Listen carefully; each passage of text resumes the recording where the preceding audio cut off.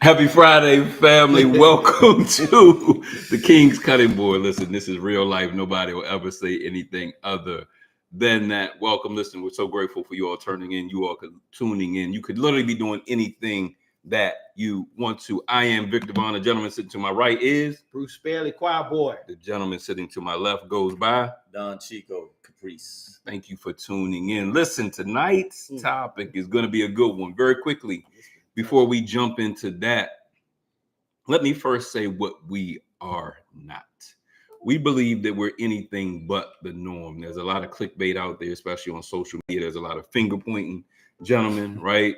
There's a lot of at odds between men and women. We decided to come together to give our perspective as three men in this safe space, because we wanted to cause men and women, specifically Black men and women, to lean in, right? To speak to each other far more than at each other. We believe that we're different than a lot of what's out there.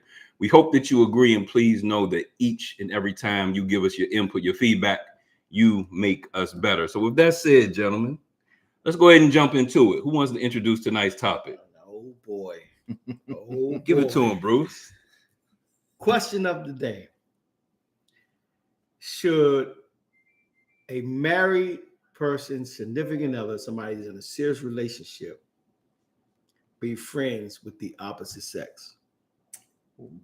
Wow. Reminds me of a Biz Markie song. Hey. I thought about that joy too. I'm gonna tell you. Just a friend. So yesterday, my wife and I, we was having a conversation with one of our neighbors, and this conversation came up, and it was a touch and go.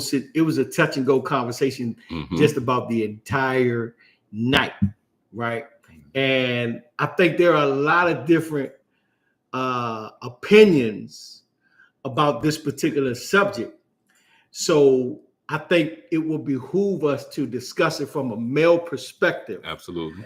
To bring more context, more understanding to really be able to serve this particular conversation. I believe they're probably, and y'all can correct me if I'm wrong or jump in. I believe there are probably quite a few relationships that may be dealing with this very question. No doubt about it. Some may be understandable on why they feel the way they feel. Yes. Others just absolutely ignorant to how they need to manage that situation. Absolutely. So let's jump in. Let's talk about it. So first of all, I'm looking forward to this one because by and large, for the most part, we agree. We're pretty uniform, right? Not everything, but this topic, right? Is it okay? Is it okay? Is it okay for people who are married or have a significant other to it's have okay friends? For the person who has the friends. We do know that. So, all right. So let's just start by giving our individual perspective. Okay, right? I think that's fair. And ladies and gentlemen, whether you're watching via YouTube or in our Facebook community, please, we want to hear from you. Please chime in, ask questions, give your perspectives. It makes everything go better and smoother. For me, gentlemen, ladies and gentlemen out there, I am okay if the person that I'm with has friends of the opposite sex outside of our relationship. Went to 3 different high schools, right? Worked at various companies for long periods of time, sometimes a decade or more. Have friends that go all the way back as far as first grade. And so by the time, if I find myself in a serious relationship at this point in life, to think that I need to put away or give up lifelong bonds and friendships simply because I'm now in a committed relationship, to me is a concept that I cannot get with now.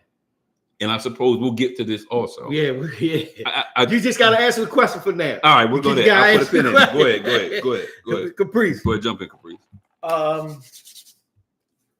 I think here's the thing. I think absolutely men and women can have friends, right? I think those friends should be vetted.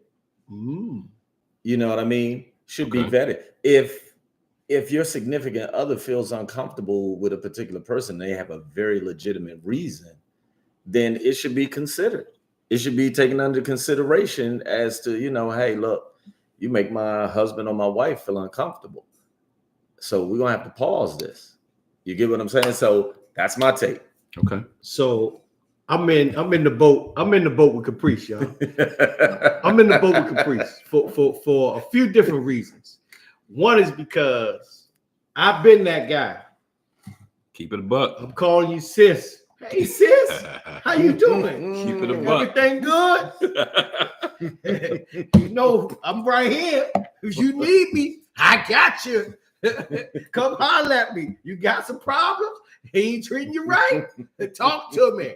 So we're gonna get into the conversation.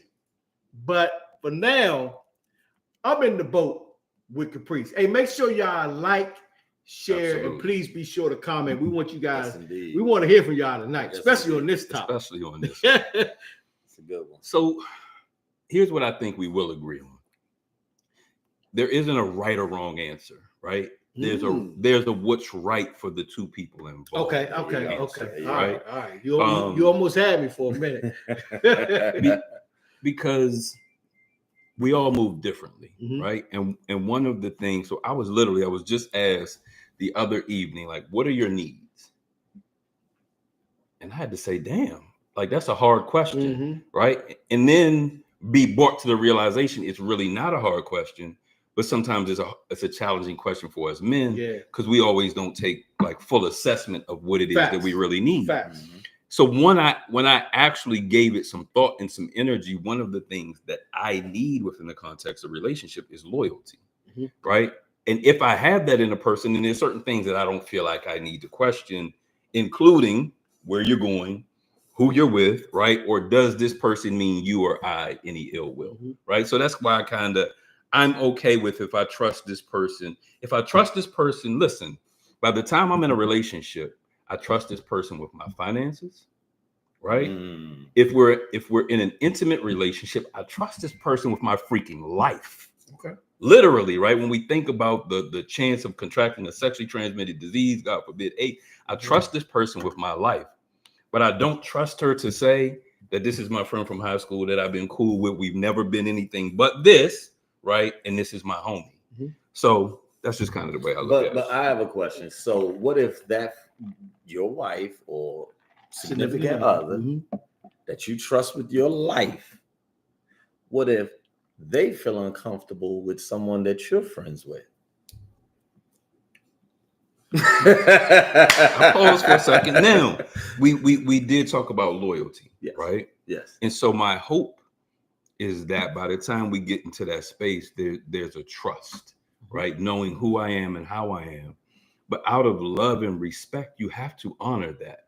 Mhm. And then ideally, while you work through that, Mhm. because if it's not this, it's going to be something else. That thing is going to pop up and manifest itself in a different area of relationship, which causes those cracks, which causes those gaps Mhm. that lead to division. So Di and I had a conversation early on, right? And I used to try as best I could to always give her my perspective, right?